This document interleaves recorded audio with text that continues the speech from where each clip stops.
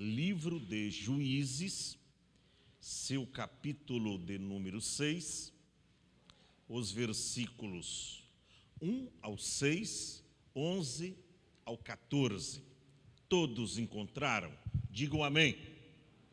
Diz-nos assim: porém os filhos de Israel fizeram que parecia mal aos olhos do Senhor, e o Senhor os deu na mão dos midianitas por 7 anos.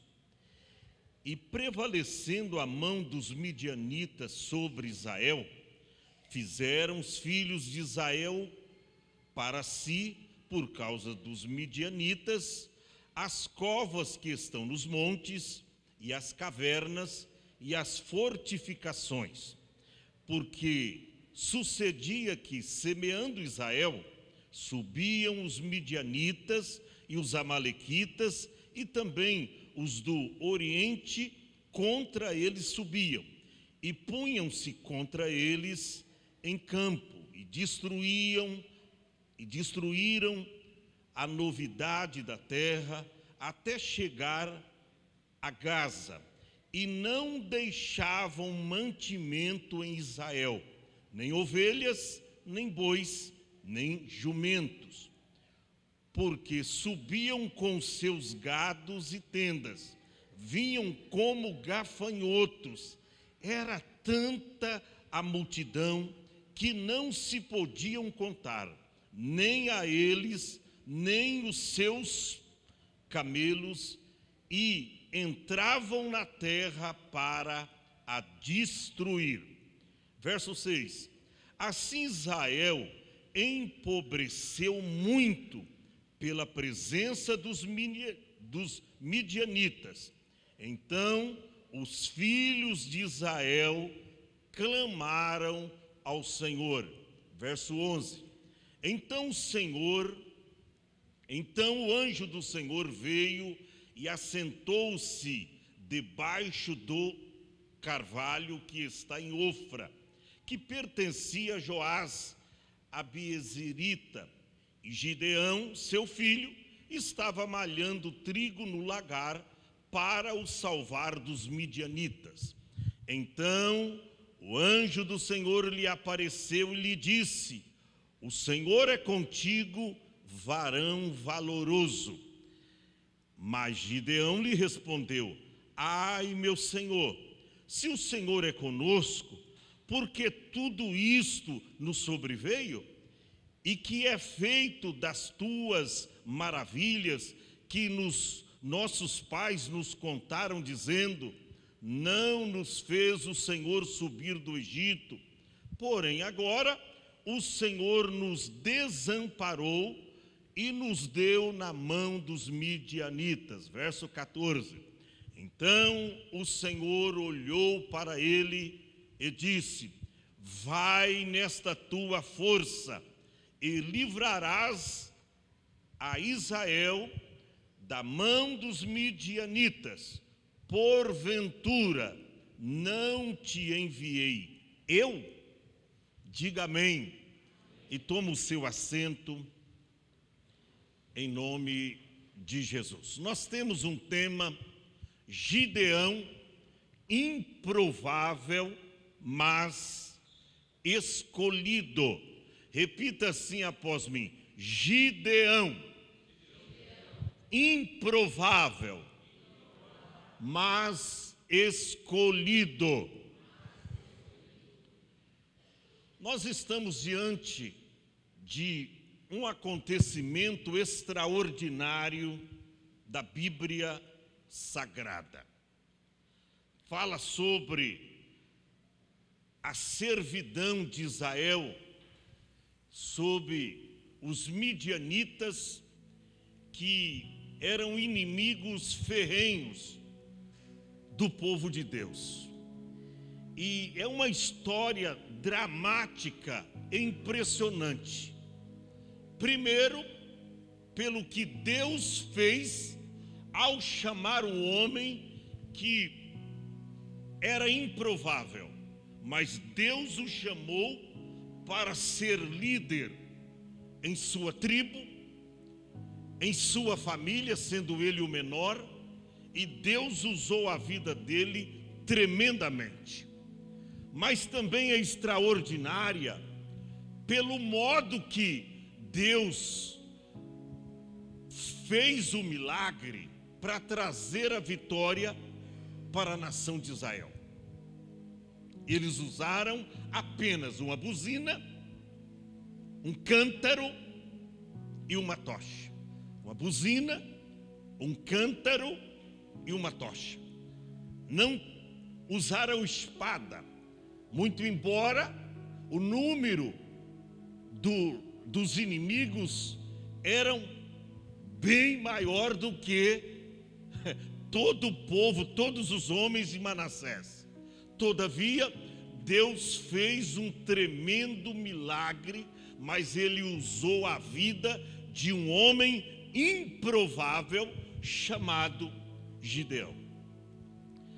Agora, o que me chama a atenção, o porquê Israel, o povo de Deus, foi levado a esta servidão. Porque olha para cá, tudo que acontece na nossa vida tem um porém. Quando você lê a Bíblia, você vai ver em Gálatas capítulo 6, versículo de número 7, que tudo quanto o homem semear, isto também ceifará. E nesse tempo aqui, Israel não estava semeando para Deus coisas boas, senão coisas ruins. Israel aqui abaixou o nível. Que isso, pastor? É verdade, Israel baixou o nível. Israel começou a adorar a Balaíns, a outros deuses, que eram deuses pagãos lá do Egito. Israel começou a servir esses deuses e abriu mão de Deus. Eu estava vendo isso e eu falei, meu Deus, por que Israel foi jogado nesta situação? E aí eu me deparei com o capítulo 2 do livro de Juízes, o versículo de número 11 e 12, que diz assim: então fizeram os filhos de Israel o que parecia mal aos olhos do Senhor, e serviram os Balaíns. Eram deuses pagãos, deuses que eles aprenderam acerca deles lá no Egito. E agora estava novamente Israel debaixo de servidão. Deixaram o Deus verdadeiro, o Deus que os tirou lá do Egito, como já foi dito aqui, e que os levou, ou levaria, para uma terra boa, uma terra que mana leite e mel. Todavia o povo, irmão, gostava de escravidão.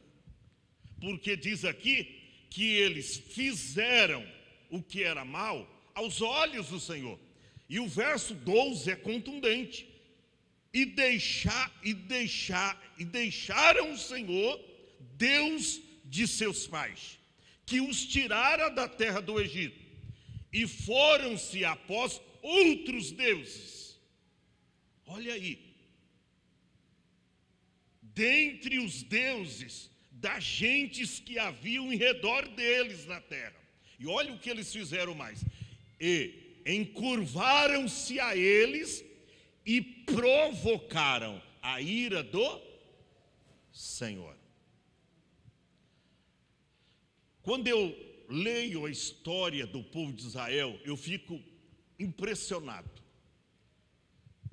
Como era um povo volúvel. Pastor, o que é um povo volúvel? É um povo que facilmente muda de opinião, de decisão. Ou seja, uma hora o povo estava com Deus, outra hora o povo estava com o diabo. Outra hora o povo adorava a Deus, outra hora estava adorando o diabo, outros deuses pagãos. Não dá para entender como era volúvel o povo de Israel.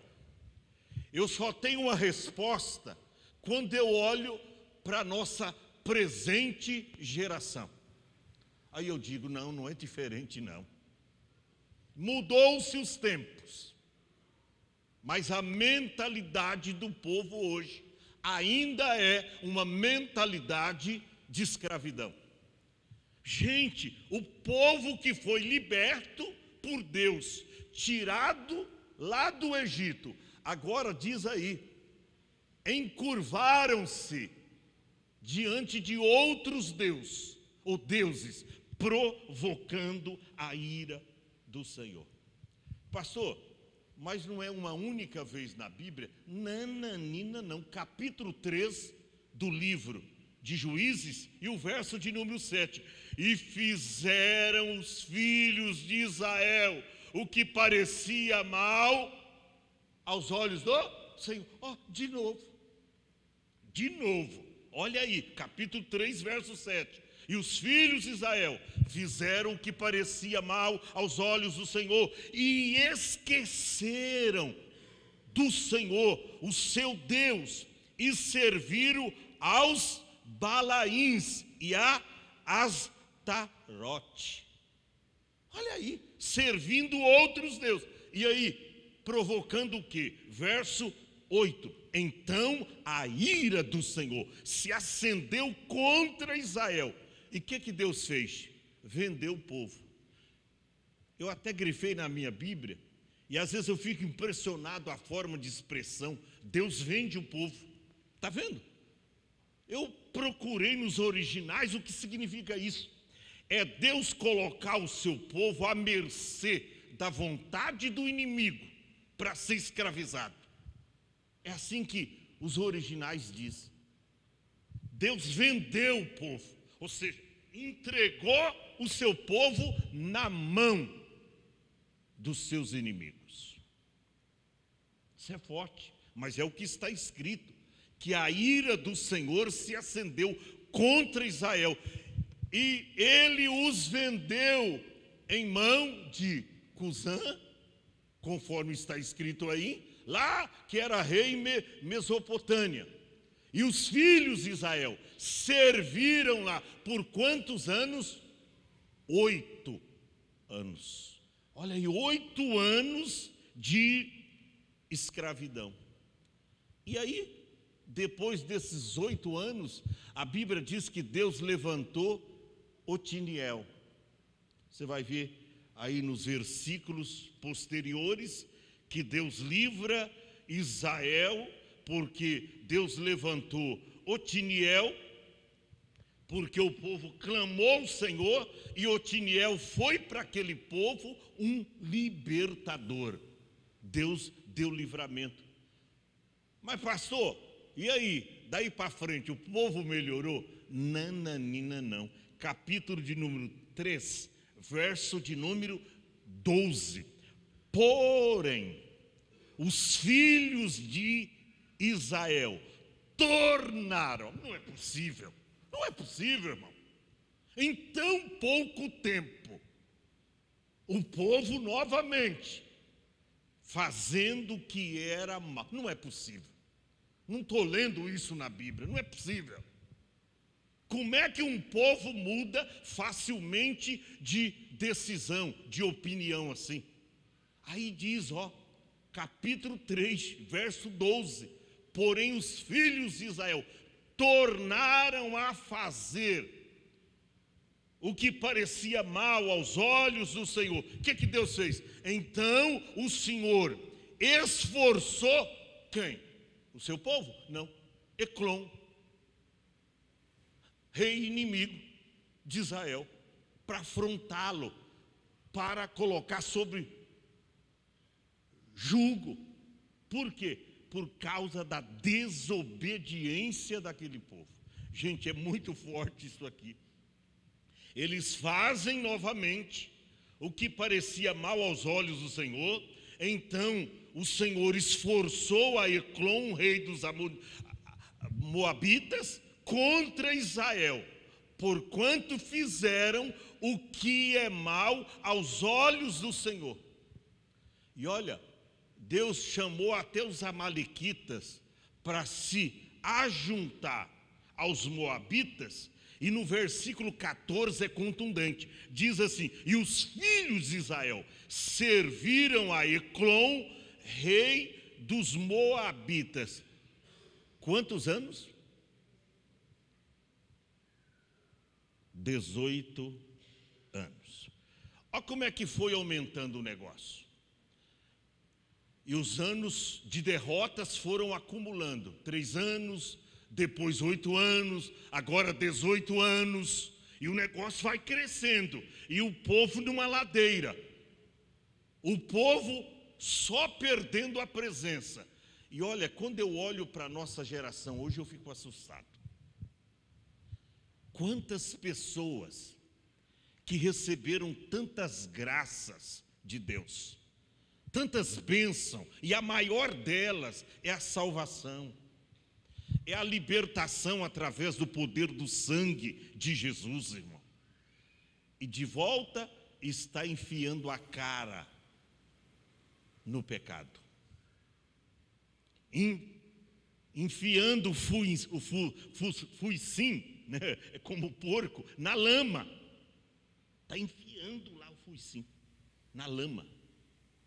Quantos crentes que foram lavados, redimidos pelo sangue de Jesus, foram libertos, mas estão voltando ao espojadouro de lama, como escreveu o apóstolo São Pedro, depois de libertos. E aí eu digo, olha, não era só o povo de Israel, não. Também é o povo dos nossos dias. E sabe o que Deus fez? Deus levanta Eude, um outro libertador, era canhoto. Deus levantou ele para tornar a libertar o povo. Por quê? Porque quando a espada vinha contra aquele povo era esperto. Nisso eles eram espertos, prudentes. Quando o negócio estava estreito, o que eles faziam?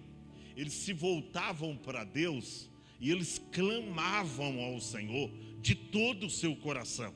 E aí, o que Deus fazia? Se aplacava para com aquele povo e levantava um libertador. Levantou aqui Eude, que vai lá, mata o rei e traz a libertação para aquele povo. Pastor, mas agora acabou, né? Porque não é fazer o que parece mal aos olhos do... Não, acabou nada. Povo obstinado. Capítulo 4,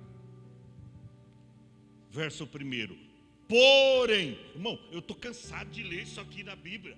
Porém, os filhos de Israel tornaram. Não é possível.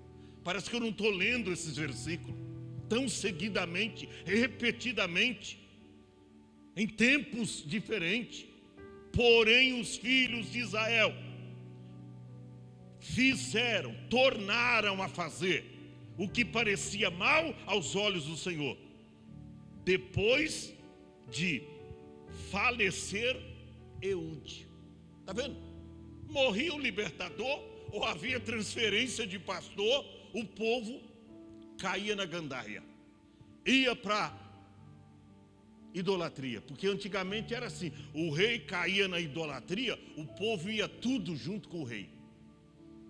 O rei pecava, o povo pecava também. Olha aí, morreu Eude, o povo tornou a fazer. O que Deus faz? Vou vender eles novamente. Verso de número 2 do capítulo 4. E vendeu-os o Senhor na mão de Jabim, rei lá em Canaã. Vou vender eles novamente. Deus vendeu, que reinava lá em Azor. E Cícera era o capitão do seu exército. E o povo estava lá agora, novamente em servidão. os vendeu. Como José foi vendido, eles estavam sendo vendidos como escravos, novamente. E aí vem o verso de número 3. Então os filhos de Israel clamaram ao Senhor, porquanto Jabim tinha 900 carros de ferro, e por 20 anos, está crescendo ou não está, irmão? Está crescendo. Era tesouro. Agora 20 anos ele oprimia os filhos de Israel. Parece brincadeira. Agora, não, eu acredito que agora o povo vai entrar no eixo. Aí quem Deus levanta? Deus olha assim, já não tinha homem para... Ele já tinha usado tudo. Deus já tinha usado tudo lá para trazer libertação para o povo. E um se vendia, e o outro se desviava. E Deus estava quase que matando aquele povo. Aí Deus olha para uma mulher, debaixo de uma palmeira, chamada Débora. E Deus disse: eu vou usar ela. E eu vou fazer a somatória de anos aí. E se você somar, vai dar 40 anos. Foi os anos que Débora reinou como juíza lá em Israel. E a Bíblia diz que Deus levantou Débora, e a terra descansou. Quantos anos? 40 anos. Os 40 anos que os inimigos, somando aí 20, mais 18, mais 8, bom, vai dar uns 40 anos aí. Deus trouxe livramento, levantando uma mulher chamada Débora. Pastor, acabou, né? Não, não acabou não. Porque um povo desobediente, tem gente que é assim, nunca vai se firmar na igreja. Tem gente, irmão, que vem, fica 2 anos na igreja, aí ele se desvia. Mais 2 anos lá na gandaia, lá no pecado. Aí ele volta para... Jesus está voltando, rapaz. Jesus vai voltar. Aí ele corre para a igreja. Aí fica mais uma temporada na igreja. Mais 1 ano na igreja. Aí diz: está demorando, meu Senhor, né? Ele volta para o mundo novamente. Fica lá no mundo mais uns meses. Depois volta para a igreja. E a vida dele é uma vida volúvel. Escreva no Google aí para você ver o que significa ser volúvel. É uma pessoa que facilmente muda de opinião. Uma hora está com Deus, outra hora está com o diabo. E o povo, depois do governo de Débora, aí alguém olhava e dizia: não, agora esse povo não vai voltar para ser escravo de jeito nenhum. Aí vem o capítulo de número 6. Olha o que diz o verso 1. Porém, o que me chama a atenção, que é xerox, ou xerox, como queira interpretar, das mesmas palavras que eu li antes. Porém, os filhos de Israel fizeram o que parecia mal aos olhos. Gente, não é possível. Parece que eu não estou lendo esse texto, irmã Vera. Eu não li agora há pouco, e agora, de novo. Mas era um outro povo diferente? Não, o mesmo povo. O mesmo povo. Porém, os filhos de Israel fizeram o que parecia mal aos olhos do Senhor, e o Senhor os deu. Agora nem vendeu, porque vender tem um preço, sim ou não? Agora o Senhor foi mais, ele diz: eu vou dar, não vou cobrar nada, eu vou dar na mão dos midianitas por 7 anos, que é o número da perfeição de Deus. Eu vou dar esse povo, nem vou vender. As outras vezes Deus vendeu. Aí eu até grifei aqui: não, agora Deus estava tão irado que ele diz: eu não vou nem vender, eu vou dar. Sabe por que Deus usou essa expressão? Olha para cá, vou trazer a real interpretação. Esse povo não está tendo mais nenhum valor.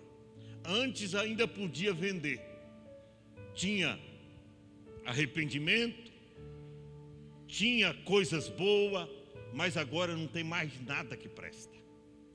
E Deus diz: eu não vou vender, eu vou dar. E a Bíblia diz que o Senhor os deu na mão dos midianitas por 7 anos. Olha para cá, irmão. Permita-me dizer isso para você, pelo Espírito Santo de Deus. Tem gente brincando de ser crente na igreja. É o crente Raimundo, um pé na igreja, outro no mundo. Conhece a Bíblia? Conhece. Tem crente na igreja, tem obreiro na igreja, tem pessoa que conhece a Bíblia, até mais do que alguns pastores. Conhece.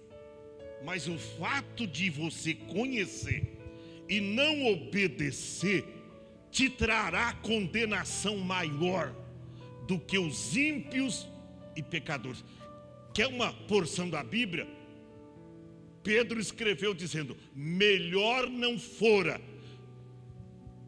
de conhecer o caminho da verdade, do que conhecendo-o, desviar-se dos santos mandamentos que lhe foi dado. E ele fala depois do provérbio: a porca lavada que voltou ao seu espojador de lama. Melhor não conhecer o caminho da justiça, do que conhecendo-o, desviar-se dos santos mandamentos que lhe foi dado. Olha para cá. A condenação de quem conhece a Deus, de quem conhece a verdade, de quem conhece a Cristo, mas não obedece, vai ser maior do que dos ímpios e pecadores que não conhecem a Deus ainda. Condenação de quem conhece, mas não obedece. E essa palavra é para você que está aqui nessa noite, que conhece, mas está aí desligado. Tem jovem na igreja, irmão, jovem na igreja, conhece a Deus, passou pelo o processo do batismo, Deus usou nesse altar, mas está aí jogado de escanteio. Parece que não quer ter compromisso com Deus e com a palavra. Tem obreiro, tem pessoas que Deus lhe deu uma chamada, um chamamento. Deus o chamou, mas infelizmente o pecado, foi ganhando espaço no coração. E agora está inserido nessa palavra como Israel estava. Gente, isso aqui é extraordinário. Parece que eu estou lendo repetidas vezes os mesmos versículos, mas não é não. São outros versículos com o mesmo comportamento de um povo rebelde, de um povo desobediente, de um povo de dura serviço. De dura serviço. Porém os filhos de Israel fizeram o que é mal aos olhos do Senhor, e o Senhor os deu na mão dos midianitas por 7 anos, e prevalecendo, e agora a questão era mais forte, prevalecendo os midianitas sobre Israel, fizeram os filhos de Israel para si, por causa dos midianitas, as covas que estão nos montes, as cavernas e as fortificações. Irmão, o povo era tão covarde que fizeram cavernas para si, covas para se esconder dos midianitas. Estavam tudo com medo, escondido. A Bíblia diz aqui: e sucedia que, verso 3, semeando Israel, o que acontecia? Subiam os midianitas, tinha com eles os amalequitas, e também os do Oriente contra eles subiam, e diz que punham-se contra eles em campo, destruía toda a novidade da terra, até chegar lá em Gaza, e não deixavam mantimento em Israel. Gente, o povo ficou empobrecido, na inadimplência, não tinha dinheiro para nada, ato de desobediência. Sabe que tem gente, irmão, que a luta é ferrenha na vida dele e a coisa não muda, sabe? É luta sobre luta e ele não tem vitória. Não é que Deus não quer que a gente tenha vitória, é que a pessoa começa a entrar por um caminho errado e conhece a Deus, conhece a palavra, mas não quer nem saber. E aí começa a vir a cobrança de Deus. Sabe por quê? Deus é longânimo. Deus é amor, como diz muitos pregadores da teologia da prosperidade. Mas olha para cá, eles estão esquecendo que Deus é justiça. Eu estou preocupado com a nossa geração, que só prega que Deus é amor. Deus é amor, Deus é amor. Estão esquecendo de falar para o povo que Deus é justiça, que Deus abomina o pecado e que a cobrança de Deus para os filhos da desobediência será inevitável. Olha aqui, tudo que eles semeavam, vinha os midianitas, vinha os lá do Oriente, os amalequitas, e eles subiam e diz que destruíam, conforme o verso 4, toda a novidade da terra. Só isso, não tinha mais mantimento em Israel, não tinha ovelhas, nem bois, nem jumentas. E sabe o que isso trouxe para Israel? O empobrecimento muito grande. Verso 6: assim Israel empobreceu muito pela presença dos midianitas, e não teve outra solução senão esta. Então os filhos de Israel clamaram ao Senhor. Mas por que, guerreiro Eduardo Oliveira, deixaram chegar nessa situação? Repetidas vezes, o povo era para estar lá na frente, triunfando. Deus te chamou para ser um vencedor. Pastor, mas eu não estou sendo vencedor. Não é culpa de Deus, é tua culpa. Você nunca assume um compromisso sério com Deus, de viver a essência da sua palavra, de obedecer na íntegra, a risco a sua palavra. Você nunca assume um compromisso como esse, que é andar na corda bamba, quer fazer aquilo que os seus olhos satisfaz a sua carne. E aí, meu filho, é derrotas e mais derrotas, sucessivas derrotas. Israel empobreceu muito pela presença dos midianitas. Então os filhos de Israel, o que eles fizeram? Clamaram ao Senhor. Verso 7: e sucedeu que, clamando os filhos de Israel ao Senhor, por causa de quem? Por causa dos midianitas. Sabe o que Deus faz? Em todo o tempo, mesmo em tempo de escassez, de retidão de homens, mas sempre Deus teve os seus profetas. Deus levanta um profeta, conforme está no verso 8. Então o Senhor enviou um profeta aos filhos de Israel, que lhes disse: assim diz o Senhor, o Deus de Israel: do Egito eu vos fiz subir, e vos tirei da casa de servidão, e vos livrei das mãos dos egípcios, e da mão de todos quantos vos oprimiam. Eu os expeli de diante dos vossos olhos, e a vós dei a sua terra. Mas eu fiz uma aliança com vocês, que era para vocês perseverar nos meus caminhos, andar comigo em retidão, com um coração sincero, verdadeiro. Olha aqui, Israel, vocês não fizeram isso. Vocês não fizeram. Mas mesmo assim, irmão, Deus envia lá um anjo. Deus olha assim para o meio do povo: deixa eu ver para cá, deixa eu olhar para lá.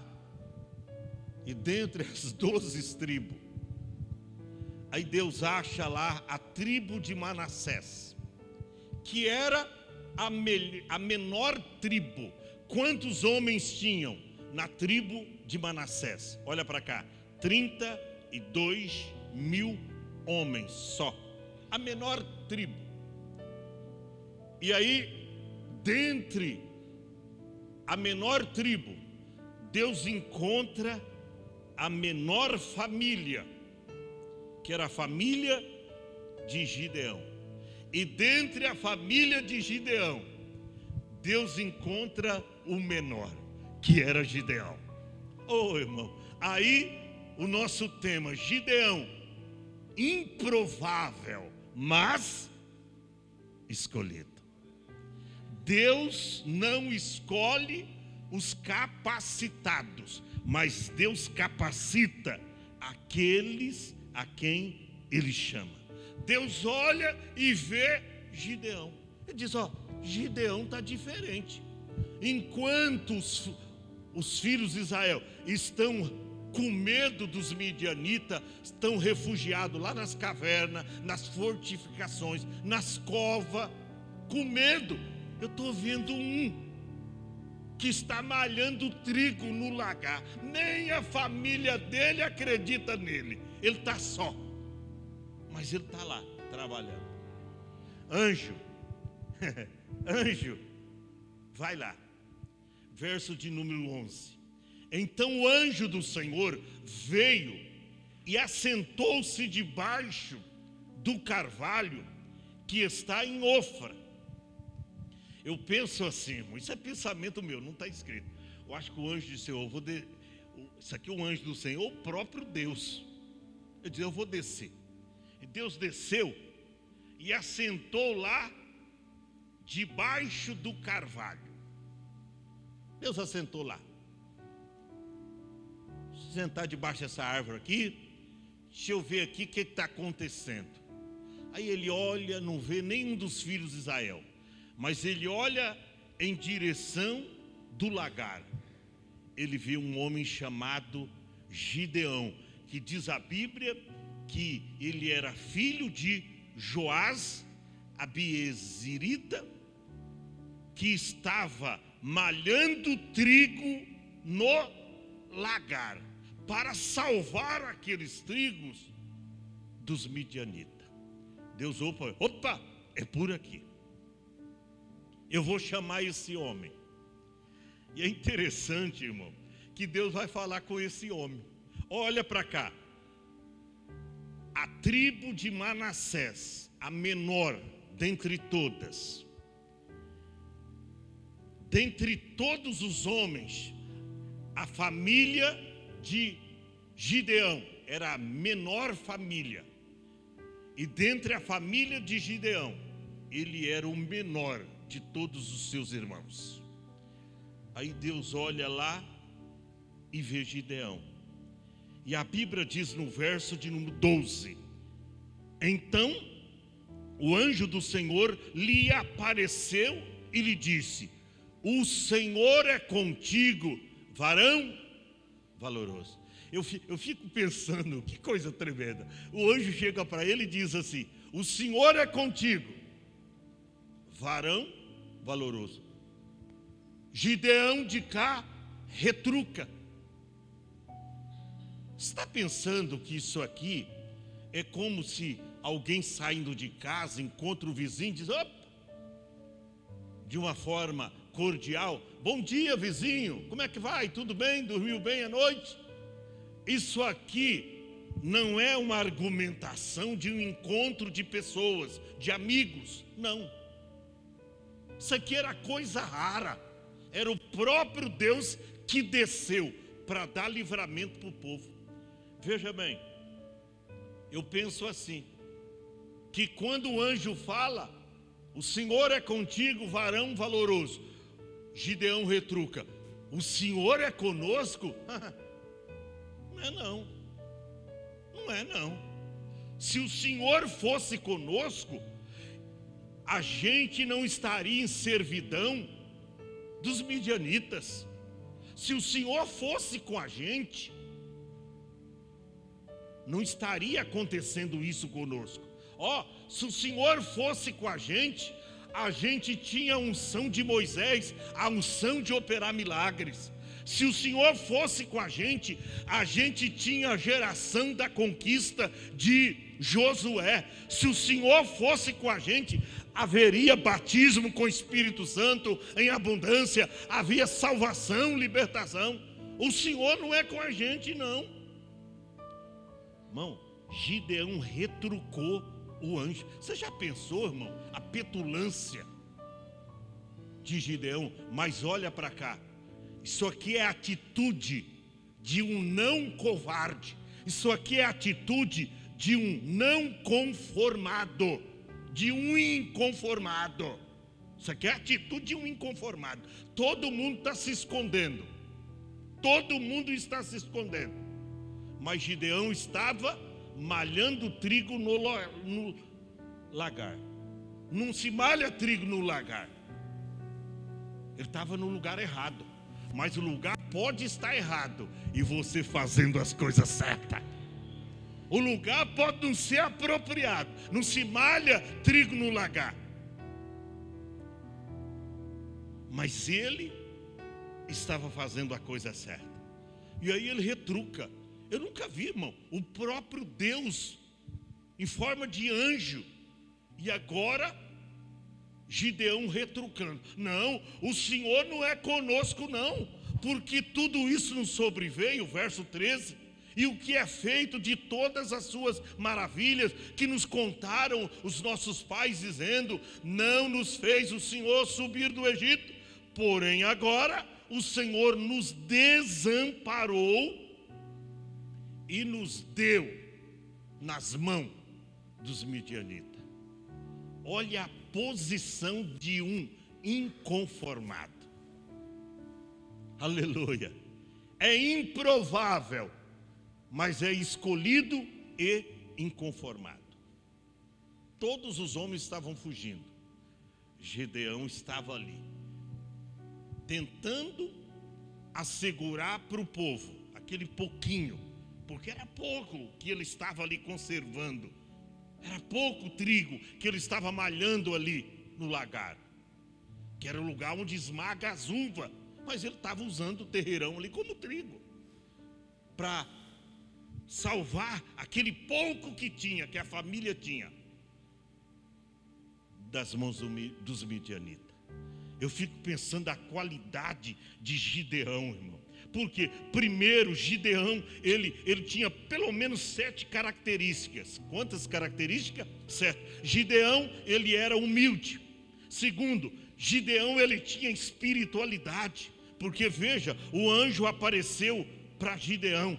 Em terceiro, irmão, preste atenção. Em terceiro, ele tinha perspecção ou precaução. O que é?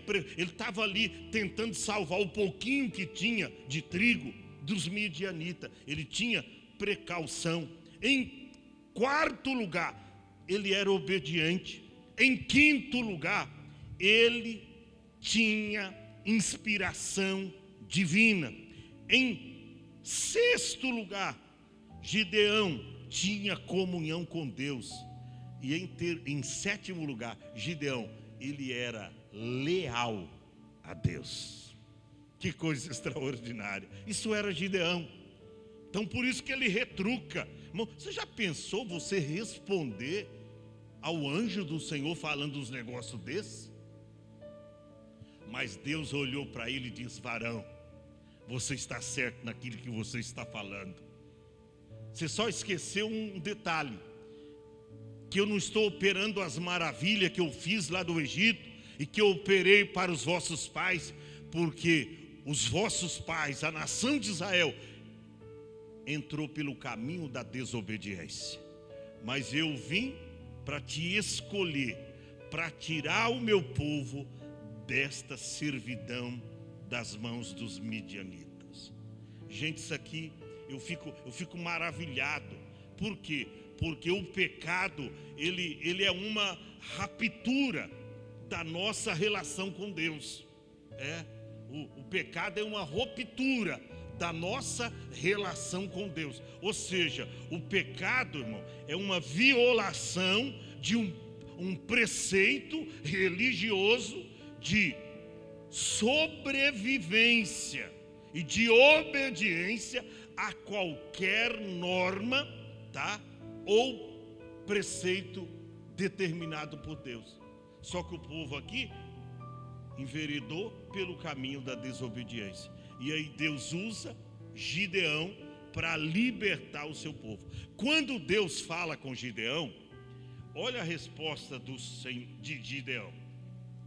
Verso 14. Então o Senhor olhou para ele e disse: vai nessa tua força e livrarás Israel da mão dos midianitas. Porventura não te mandei eu? E ele disse: ah, meu Senhor, como eu vou livrar Israel?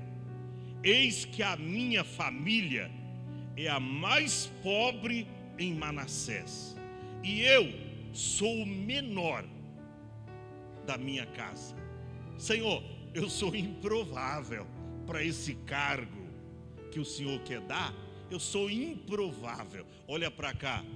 Deus não está preocupado com aquele que tem talento, com aquele que parece que tem, que é dotado, sapiente, estudou teologia. Deus não está preocupado com essas porcaria nenhuma. Deus está preocupado com um coração humilde, com alguém que tem relacionamento com Ele, que é alguém que quando chega na igreja, a primeira coisa que ele quer fazer é dobrar o seu joelho e falar com o dono desta casa.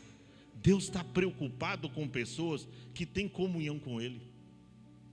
E aí, o Senhor ainda disse, e o Senhor lhe disse, verso 16: porquanto eu hei de ser contigo, e tu ferirás os midianitas como se fossem um só homem.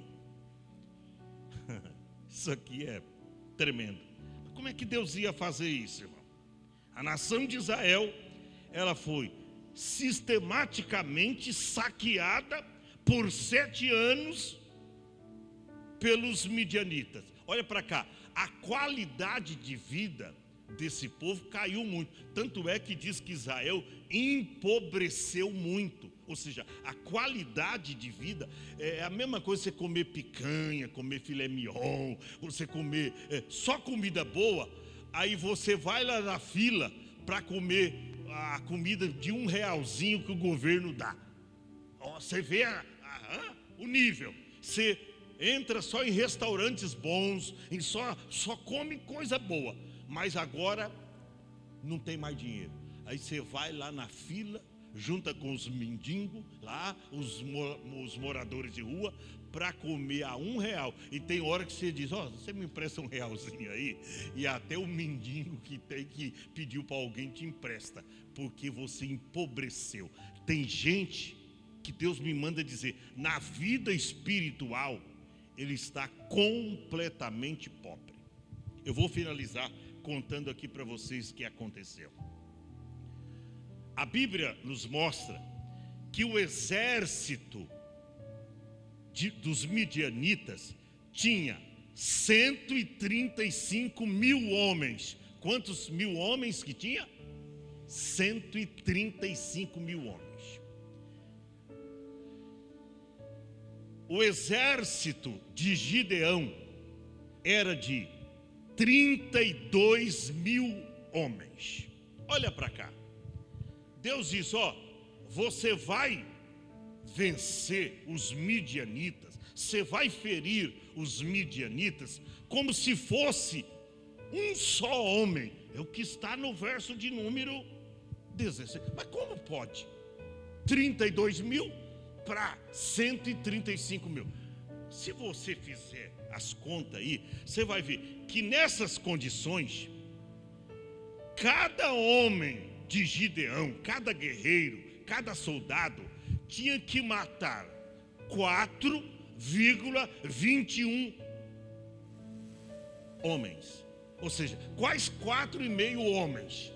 Quais 4 homens e meio? Cada soldado de Gideão tinha que matar 4 e cortar um na espada no meio. 4.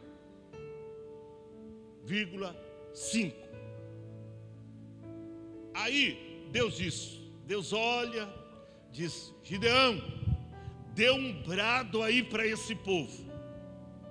Que brado, Senhor?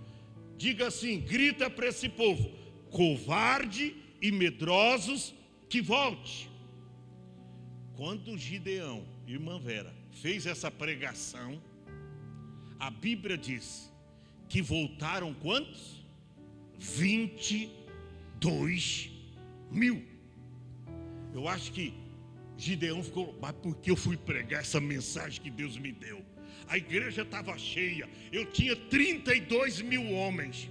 Eu fui pregar que medrosos e covardes devem voltar para casa, devem ficar lá nas cavernas. E só por causa de eu pregar essa pregação que Deus mandou, 22 mil homens. Vai colocando aí, filho, segue aí, mostra isso para o povo. Está aí no capítulo 7, vai mostrando. Ele diz: covardes e medrosos, que voltem. Tá aí no capítulo de número 7. Capítulo de número 7. Você vai ver o verso 3, que Deus diz: agora, pois,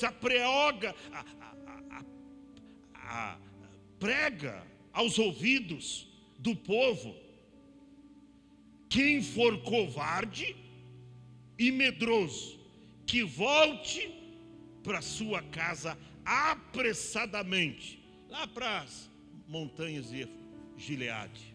Volta para lá, covarde e medroso. Ele pregou isso, apregou isso, e 22 mil pessoas voltaram.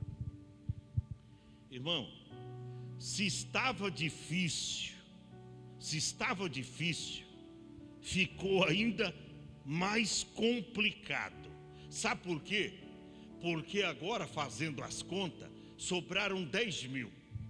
Se a gente pegar lá 10 mil homens, soldados, para vencer 132, precisa de 13,5. Ou seja, quase 14. Um homem tinha que matar quase 14 dos soldados dos inimigos. É fácil uma batalha dessa? Estava difícil. Aí Deus manda ele pregar uma mensagem na igreja: covarde e medroso. É por isso, irmão, que alguns medrosos e covardes têm caído fora. Você acha que eu estou preocupado com isso, irmão? Sabe por quê? Porque no dia da vitória tem uma multidão, irmão. Dia da vitória tem uma multidão, mas no dia da batalha, os covardes e medrosos, eles se escondem. No dia da vitória tem uma multidão para comemorar, mas no dia da batalha, da guerra, da luta, da aflição, os covardes e medrosos, eles se mandam. É dessa forma. Aí, acredito que Gideão fez as contas. Falou: meu Deus, eu tenho para os meus soldados agora uma palavra que vai balançar eles. Porque agora cada soldado nosso, cada guerreiro nosso, vai ter que matar pelo menos 14 midianitas. A guerra ficou mais complicada ainda. Aí passa o terceiro dia, Gideão está ali em oração. Aí Deus desce, se manifesta e diz: não, tem muita gente. Tem gente aí no meio que não foi chamado para essa batalha. Tem gente aí que não foi chamado para a guerra. Vai atrapalhar o meu servo Gideão. Gideão, sim, Senhor, estou aqui, Senhor. É para a gente? Não, peraí. Tem muita gente, Gideão, com você. Leve esse povo para o ribeiro para beber água. Eu vou fazer uma prova com esse povo. Eu vou fazer um teste com eles. Aqueles que se debruçarem como cães e lamber a água ali, você coloca à parte. Agora aqueles que com muita cautela descer junto ao ribeiro, pegar assim, ó, olhando para ver se os inimigos não vêm, opa, e pegar a água e trazer assim na boca e beber com muito cuidado. você vai colocar à parte. E desses que trouxeram a água com muita cautela na mão, e lamberam e beberam, a Bíblia diz que foram separados 300 homens. Irmão, de 32 mil, Deus mandou embora na primeira pregação, 22 mil, aí ficou 10 mil, aí Deus separa 9.700 e diz, manda eles para casa, manda eles fazer uma lua de mel lá com a mulher, manda eles lá, eles estão na carne, então, manda lá, não vai te atrapalhar. Quantos sobraram? 300. Agora, irmão, se o negócio, Carla, estava complicado, agora ficou impossível a missão. Porque se com 10 mil, cada soldado de Gideão, guerreiro, o Cláudio, tinha que matar quase 14 midianitas, agora foi embora 9.700, sobrou só 300, e agora? 300. Aí eu fui fazer umas continhas, né? É bom, 300 soldados para matar 135 mil homens. Sabe quantos que cada soldado de Gideão tinha que matar? 450 midianitas. Cada homem, Tânia, de Gideão tinha que matar 450 midianitas. Missão impossível. Olha para cá. A Bíblia diz, Lucas 1:37, que existem muitas coisas que para os homens são impossíveis, mas aí decreta, é decreto divino, mas para Deus nada é impossível. Sobraram 300. O que Deus faz? Ô Senhor, é para entregar 300 espadas aqui na mão de cada um desses 300? Deus disse, não. Arruma uma buzina para cada um cântaro e uma tocha. Fica em pé, irmão. Eu já estou terminando. Isso aqui é formidável. Você vai ter que ler em sua casa o capítulo 7, para você entender o que Deus faz e como Deus chama os improváveis. Olha para cá. E Deus orientou Gideão. Gideão, vai ser de noite. E quando eu mandar tu tocar a buzina, cada um desses homens vão quebrar o vaso. Vão quebrar aquele vaso. E olha, quando isso acontecer, você vai ver o que vai acontecer com o exército dos midianitas. Olha para cá, irmão. A vitória do povo de Deus foi estupenda, foi extraordinária, porque Gideão disse, ó, vocês vão ficar olhando para mim, e vocês vão fazer aquilo que eu fizer. Quando eu tocar a buzina e quebrar o cântaro, ou seja, o vaso, aleluia, e a gente vai acender a tocha. Tem até uma imagem aí das tochas acesas. E quando a gente acender as tochas, você vai ver o que Deus vai fazer com o exército dos midianitas. Irmão, esta vitória foi estupenda, extraordinária. Sabe o que aconteceu, irmão? Todo esse exército dos midianitas foram mortos, foram desbaratados, porque quando Gideão gritou, e ele dizia, e essa voz ecoava ali, aonde os midianitas estavam acampados, espada do Senhor e espada de Gideão. E aquilo parecia que era uma multidão. E quando acenderam aquilo, o povo olhou e disse, meu Deus, é um exército muito grande contra nós. Não, só tinha 300, mas 300 valentes, 300 improváveis, 300 escolhidos, mais 300 cheios do Espírito Santo. Venceram todos os midianitas. E olha para cá, a vitória foi do povo de Deus. Entendeu? A vitória foi do povo de Deus. E quando você lê todo o capítulo de número 7, você vai ver, irmão, que Deus deu para Gideão um tempo novo para esse povo. E Gideão se consagrou um grande líder e um homem chamado por Deus. O que eu quero dizer para você? Deus chama os improváveis. Você que acha que não tem condição, Deus vai te usar nesse lugar. Tem gente aí que tem mais condição do que você. Olha para cá, tem gente aqui que conhece mais Bíblia do que você, fez teologia, estudou mais do que você, mas Deus olha para eles e diz: não, orgulhosos, não são obedientes à minha palavra, não obedece os meus mandamentos, não anda com integridade de coração comigo. Eu não quero, mas eu quero você, o improvável.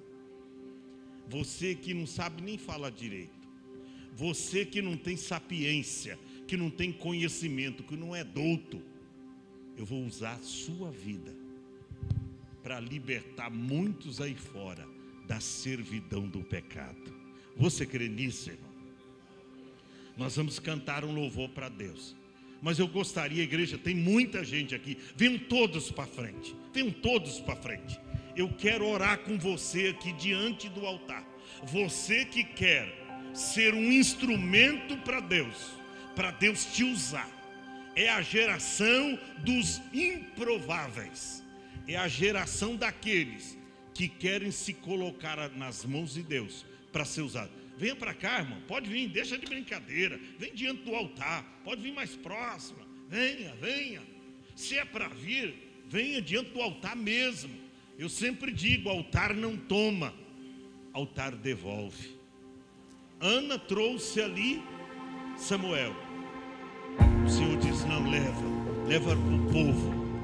Ele vai ser profeta do povo. Deus quer te usar. Deus quer te usar. Eu não sei